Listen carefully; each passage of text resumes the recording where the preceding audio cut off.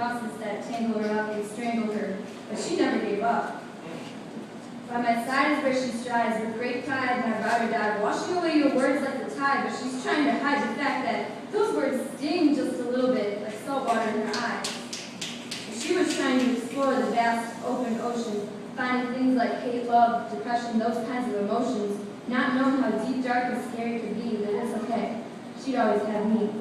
She didn't want to sink, she didn't want to be anchored, but when people started to call us lesbians, that kind of sank her, just a little more weight on top of her shoulders.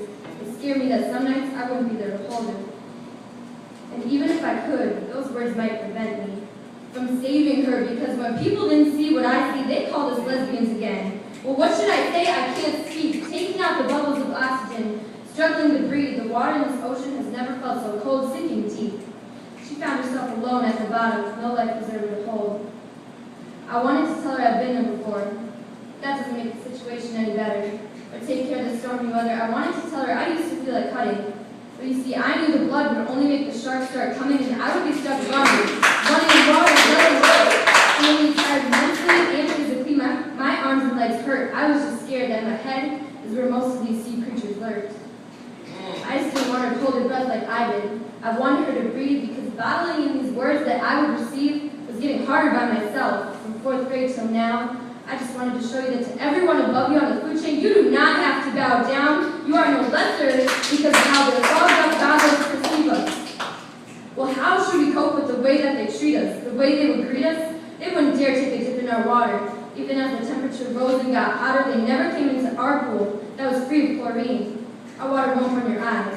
So open them! If they would rather be numbed up by some morphine and be ignorant to what their eyes mean, because when people did open their eyes, they saw that I held her hand, and that was so gay. But had you gone through what she did the other day? Her grandmother died, she passed away, and I'm not good with words, so what the hell was I supposed to say? I'm sure that I was there with her at the bottom, holding her hand because I was trying to pull her up. They called us lesbians one more time, and the pressure of the water was all pushing down. She was feeling alone even when people surround. She couldn't take it. Anna screamed, water filling her lungs, harder to breathe, her ribs collapsing. Trying to bring her to the edge of the sea, couldn't even tell if her heart was beating. With little to no hesitation, I started to perform this operation, but all I heard were the vibrations of people's laughter mocking me. You still can't see? Then my friend here is trying to survive, and this can't be fixed with incisions by knives. Why can't you guys strive to do something better with your whole lives? When I knelt down by her side, chills up my spine, had to put her lips on mine to pump out your sour words, bitter like wine, but while your immature young mind saw 2 girls kissing. But one piece was missing. I'm sorry, I am dissing you if you can't figure out this whole poem of me bitching that I was only trying to be a good friend. What if at the bottom of the ocean was the end? You can't just pretend you weren't listening. I was just trying to resuscitate her.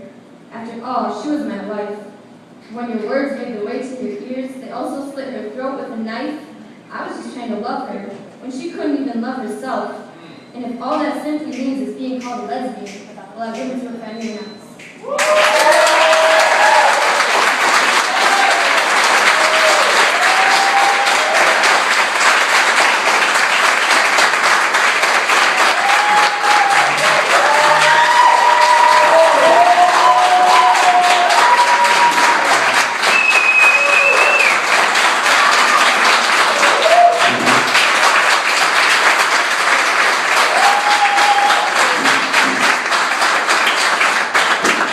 All you guys